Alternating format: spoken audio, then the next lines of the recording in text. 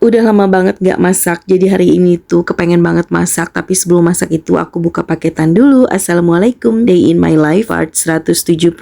Apa kabarnya nih teman-teman semua? Semoga dalam keadaan baik-baik saja ya, amin ya robbal alamin. Sebelum masak, ini ternyata ada paketan yang datang ya teman-teman. Jadi aku buka paketan dulu. Paket kali ini tuh isinya adalah hijab ya teman-teman. Hijab seragaman antara aku dan juga bestie-bestie aku. Jadi ceritanya nanti pada saat kerja, aku bersama bestie-bestie itu pakai hijab yang samaan. Harga hijabnya ini per pieces-nya itu nggak sampai 30 ribuan ya teman-teman, tapi dari segi bahan ini menurut aku bagus banget, yaitu nggak gampang meleot gitu ya teman-teman. Terus untuk warna dan juga motif itu sesuai banget sama gambar yang ditampilin di aplikasinya ya teman-teman. Jadi seperti biasa, bagi kalian yang pengen samaan, kalian bisa klik di link yang aku sematkan di deskripsi video. Setelah selesai buka paketan di sini, aku langsung aja untuk masak ya teman-teman. Dan seperti yang kalian lihat di sini aku sudah siapin kaldu ayam ya teman-teman. Terus aku juga udah siapin aneka sayur-sayuran yang tentunya udah aku cuci bersih sebelumnya ya teman-teman. Nah di sini aku sudah siapin wortel sama kentang yang udah aku potong-potong seperti ini ya teman-teman. Terus di sini aku juga udah potong-potongin daun bawang dan juga daun seledrinya. Terus ada bawang bombay juga. Dan di sini aku juga sudah kupasin bawang putih sama bawang merahnya ya teman-teman. Terus yang gak boleh ketinggalan itu adalah cabai-cabean. Nah ini cabainya udah aku potekin dan aku cuci bersih juga. Dan ada sedikit tambahan di sini yaitu jeruk limau ya teman-teman. Dari semua bahan-bahan ini tentunya kalian sudah pasti tahu dan bisa nebak kira-kira aku ini akan masak apa. Yap, betul sekali. Seperti biasa aku akan masak menu andalan aku yaitu sop ayam. Tapi kali ini aku juga akan bikin gorengan ya teman-teman. Gorengan yang aku bikin kali ini itu adalah dadar jagung. Nah, untuk bahan-bahannya di sini tentu saja jagung manis, terus aku tambahin sedikit tepung dan juga 1 butir telur dan juga bawang putih beserta kunyit yang udah aku haluskan. Sedangkan untuk seasoningnya itu aku pakai gula garam sama penyedap. Terus aku tambahkan potongan atau irisan daun seledri dan juga daun bawang. Oke, lanjut. Langsung saja di sini aku akan panasin minyak dulu untuk menggoreng dadar jagungnya. Di sini aku pakainya api yang sedang aja ya teman-teman, agar nanti dia itu nggak mentah dalam.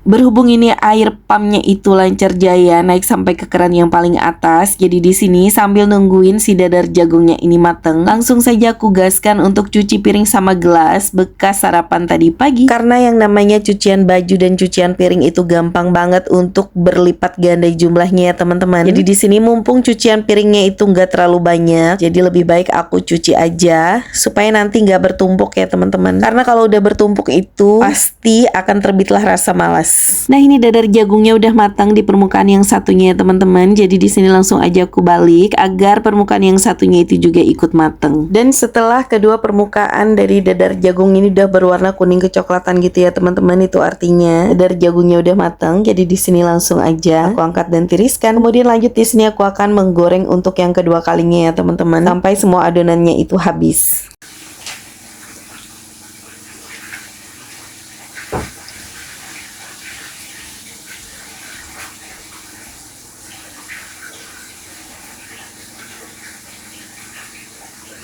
Sambil nungguin si dadar jagungnya itu matang semua ya teman-teman, di sini langsung saja aku akan menghaluskan bumbu untuk kuah sopnya. Dan seperti biasa, untuk menghaluskan bawang merah sama bawang putih, di sini aku tentu saja memakai chopper mini andalan aku. Dan setelah bumbu sopnya ini udah sedikit halus gitu ya teman-teman, langsung saja di sini aku pindahkan tempatnya. Kemudian lanjut aku akan menghaluskan bawang putih dan juga aneka percabean untuk bikin sambalnya nanti ya teman-teman. Karena makan sop itu nggak enak atau nggak lengkap kalau nggak pakai sambal. Ada yang sependapat nggak sih? Tentunya bagi kalian yang pecinta pedas, kalian tentunya sependapat sama aku ya.